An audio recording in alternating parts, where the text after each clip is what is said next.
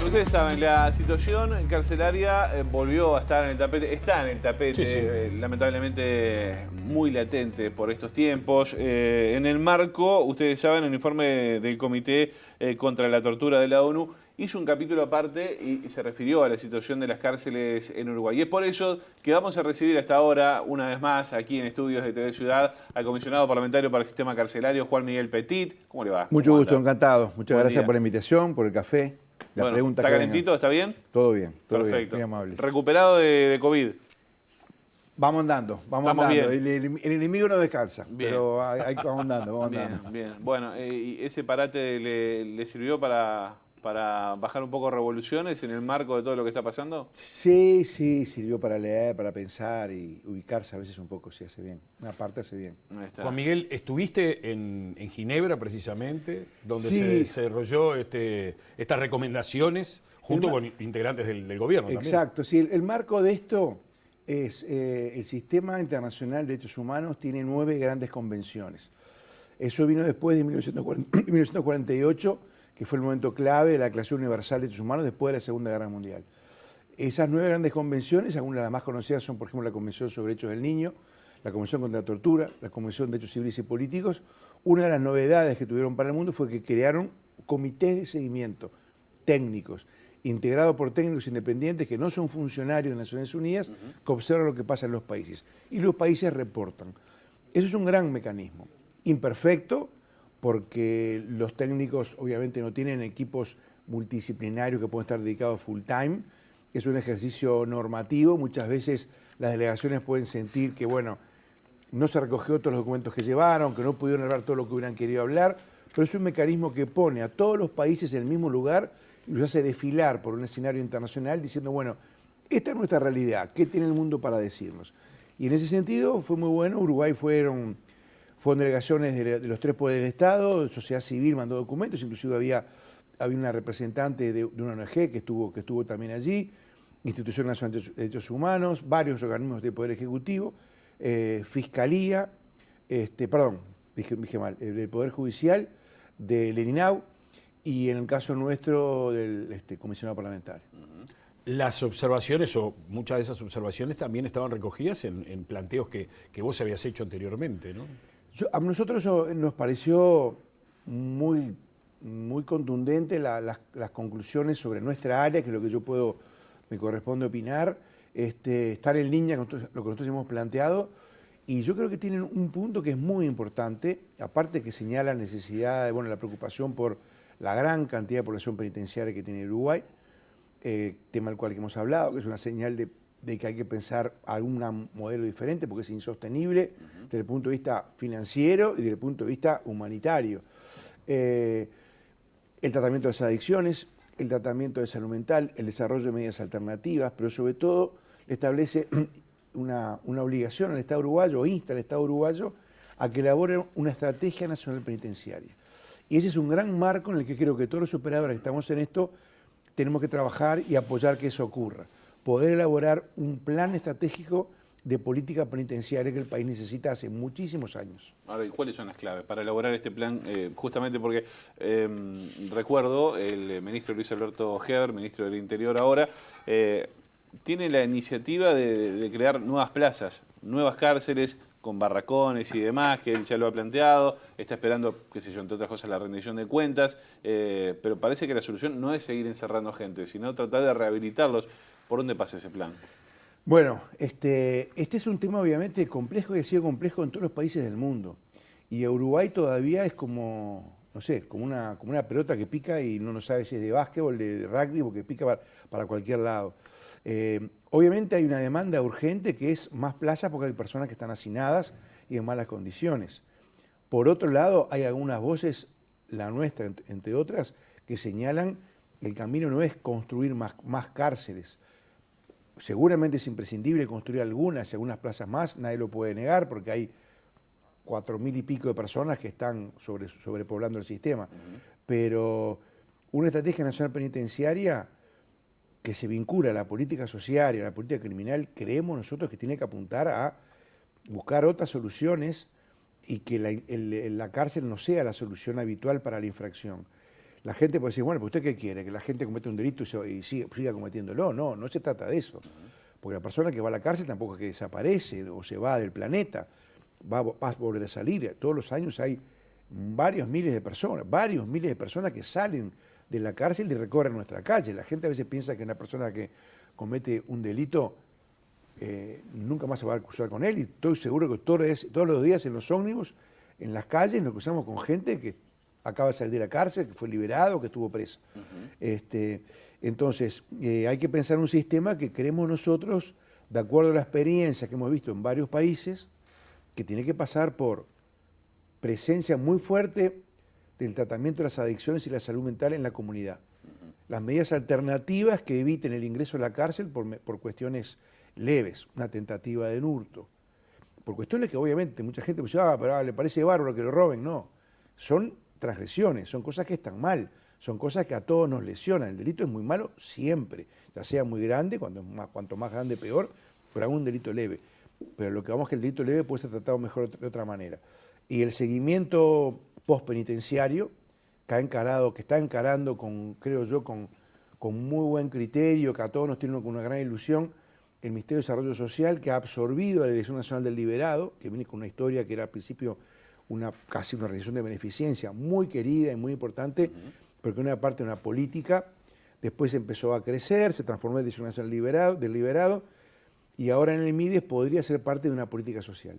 Eso es fundamental, el trabajo con la familia, el trabajo con la liberación, y de un sistema más chico y manejable. Juan Miguel, la situación en las cárceles con respecto al hacinamiento son terribles. Los números que se conocen a través de distintos informes indican eso. 143% de hacinamiento en la cárcel de mujeres. Han hecho una protesta hace pocos días reclamando por ese hacinamiento, entre otras cosas, y por atención médica, o por la mejoría de la atención médica.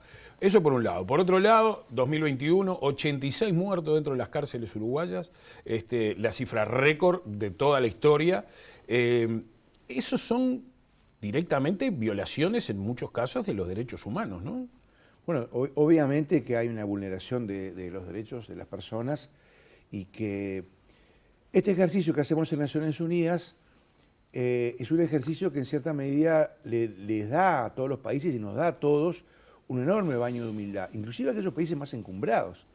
Miré que a Suecia le tiran de las orejas también, a Suecia, a Canadá, a Noruega, y sus organismos de control de los derechos humanos muchas veces plantean, por ejemplo, en Suecia se ha planteado el problema del aislamiento en solitario, de presos que estaban por la gravedad de sus actos o en juicio, o con el tema de los migrantes, por ejemplo. Personas que no cometieron, eso es un tema en muchos países europeos, personas que no cometieron delito, que son migrantes, pero están en centros para migrantes, que son en realidad cárceles. Yo vi algunas en algunos países cuando trabajé con Naciones Unidas, que son cárceles espantosas, enclavadas en medio del corazón.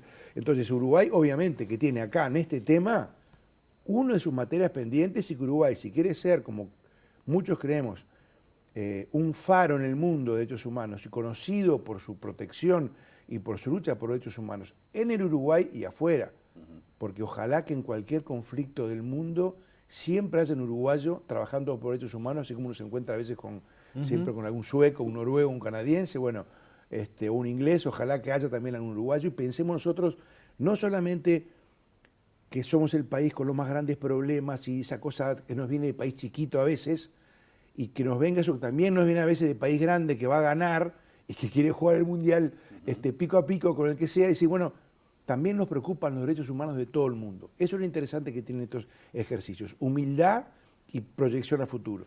Ahora, ¿qué se hace? ¿Qué se puede hacer? ¿Qué camino hay que tomar? ¿Qué es lo que se aconseja desde donde vos estás? ¿Qué es lo que se está haciendo? Porque la situación, insistimos, es grave.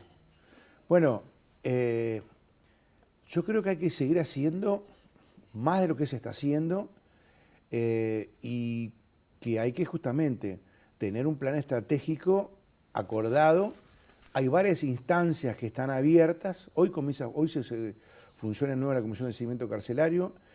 Ha empezado a funcionar el Consejo de Política Criminal, que es una instancia que integra el Poder Judicial, la Fiscalía, el Ministerio de Educación, el Ministerio del Interior, y puede seguir creciendo. Y sobre todo, yo creo que hay que cumplir ese mandato, el mandato de tener una estrategia nacional penitenciaria que ya estaba en la ley, fue establecida en la 19889, la LUC, pero fue un artículo que fue votado por todos los partidos, que no fue sometido a referéndum. O sea, hay un acuerdo nacional sobre eso, de que esa estrategia se tiene que hacer. Se podrá decir, bueno, otra comisión, otro grupo, no, pero Uruguay no está ni sobrediagnosticado, ni sobran comisiones. Hay muchas áreas en las que podrá pasar, pero en estas áreas hay que pensar, porque es un tema que pasa por la justicia, pasa por las políticas sociales, pasa por la política de familia, pasa por el enorme tema del tratamiento de las adicciones, por el enorme tema de la salud mental, del trabajo en la comunidad, del trabajo con las familias y sobre todo, ahora que tenemos todo un debate y un análisis sobre el tema de los homicidios y sobre muchas veces los homicidios en los cuales son víctimas jóvenes y adolescentes, que hay algunos trabajos que han salido en ciencias sociales muy interesantes sobre eso, sobre todo cómo llegar con política social a esos lugares donde hay menos oportunidades, más pobreza, más jóvenes, porque hay un área, un circuito en Montevideo donde hay muchos más jóvenes que en el total de la población y en el total de la población montevideana, y donde se concentra la mayor pobreza y donde el Estado está más ausente. Ese es el gran desafío. Petit, usted mencionaba un punto clave y tiene que ver con la coyuntura, ¿no? Más allá de la situación de cárceles, estamos viviendo momentos complejos a nivel de violencia en los barrios, sin ir más lejos lo que está pasando en Peñarol. Hubo varios homicidios en pocos días, con características bastante crudas, por decirlo de alguna manera. ¿Cuál es la visión del comisionado parlamentario a propósito de toda esta situación que se está generando? ¿Hay vinculación con la situación carcelaria y esa ola de homicidios? Bueno, yo creo que sin duda lo que pasa en la cárcel pasa después en la calle. Eso es algo que se ha dicho desde el punto de vista de los académicos, hasta los integrantes de las maras en las cárceles en Estados Unidos, en Centroamérica, lo han señalado. Yo creo que la pobreza de oportunidades educativas, laborales, culturales, de vivienda, de relacionamiento, que a veces ocurre en algunas cárceles, es muy parecido a lo que pasa en los barrios. Y si no trabajamos sobre ese relacionamiento, vamos a seguir teniendo expresiones de violencia muy distintas, muy distintas. Entonces yo creo que sin duda esa población penitenciaria que pasa por la cárcel, pero que circula después, que no está en una especie de ahí de congelador y que no va a volver, va al barrio, tiene su pareja en el barrio, tiene sus hijos, tiene sus conexiones, tiene amigos, tiene allegados, tiene personas con las cuales tiene relacionamiento. Bueno, sobre eso hay que trabajar. Y yo creo que ahí hay que pensar que además esto tiene que ver con el comportamiento humano, que la seguridad es un elemento, que la agenda de seguridad, llamémosle la agenda policial, es importante, nadie lo puede negar.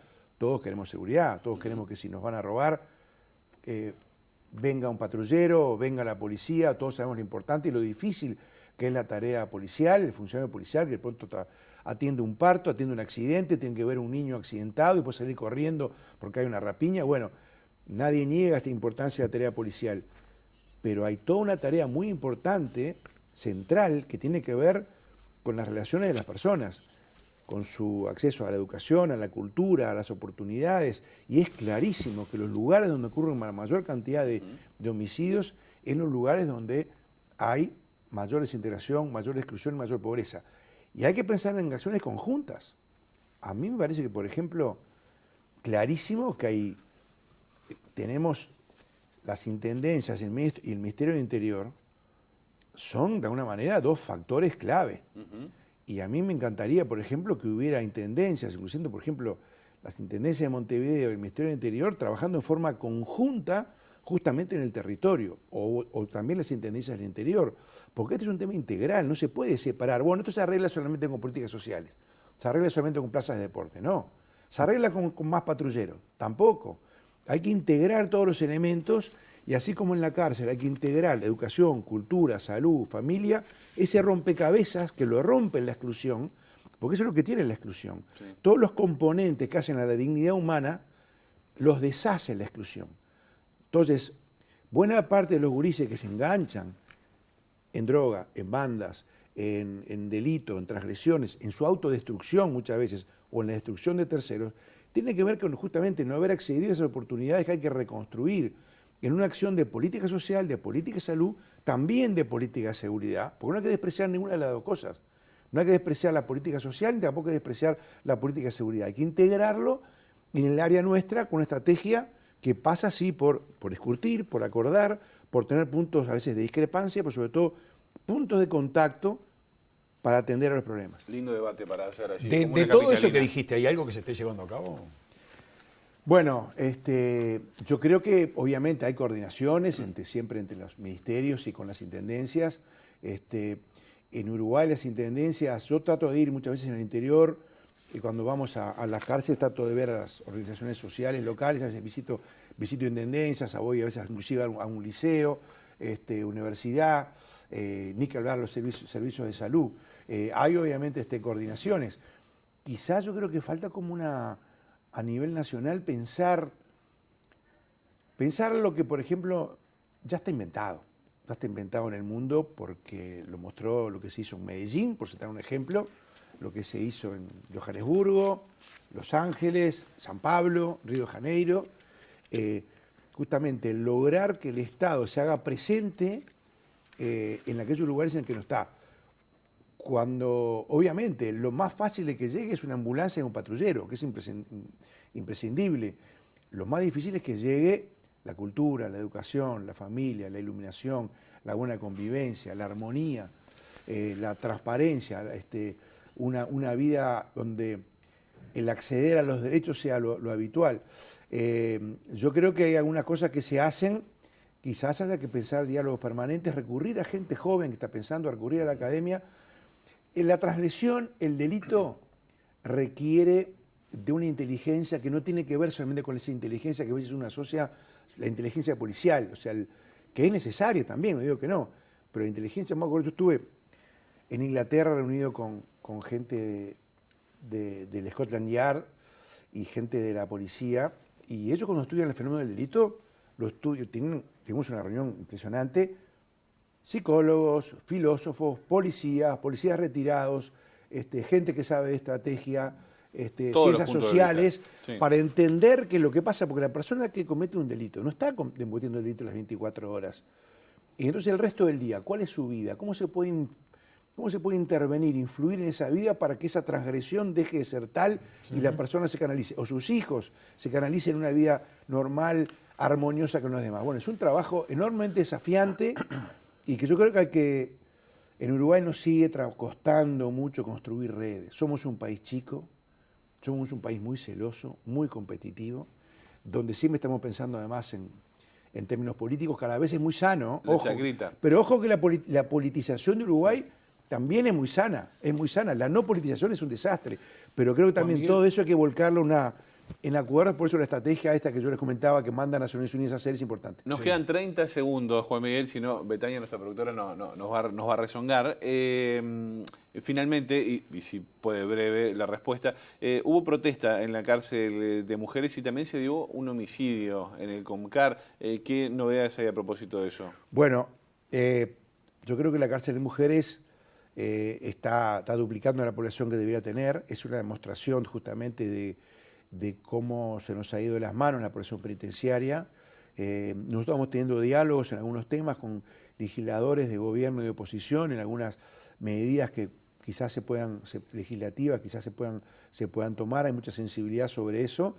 El edificio de la cárcel de mujeres ha cumplido su ciclo, es totalmente inadecuado desde el punto de vista de su mantenimiento, la eléctrica, las ventanas, las aperturas, la luz, el agua. Es un edificio que no da para más. Por supuesto que eso aplica también a otros edificios. Entonces, hay una demanda muy grande. Yo la verdad, realmente, si yo estuviera del otro lado del mostrador, no sabría por dónde agarrar. O sea, me obligaría a tratar de buscar un lugar, pero hay tanta la demanda y como es tan... A veces la demanda los problemas son tan grandes que nos paralizamos. Y cuando queremos acordar, el problema creció. Y se genera esa sensación tan complicada de esto no tiene arreglo. No, esto tiene arreglo. Es más, de hecho, hay muchas cosas buenas que se hacen. Hay muchas cosas buenas que están pasando en el sistema penitenciario. Hay programas muy interesantes en Salto, en Juan Soler, en Rivera, en Punta de Rieles Viejo, aún en las cárceles más difíciles hay cosas muy buenas que se están haciendo, aún en el Concar hay gente que trabaja intensamente todos los días, el área educativa.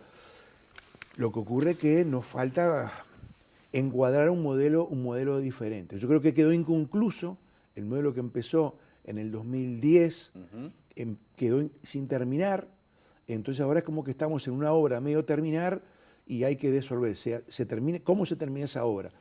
La cárcel de mujeres es una de las cosas que hay que buscarle alternativas. No solamente hay que mejorar las cárceles, hay que hacer otras cosas muy diferentes que cárceles. Casas de medio camino, medidas alternativas, prisión domiciliaria asistida.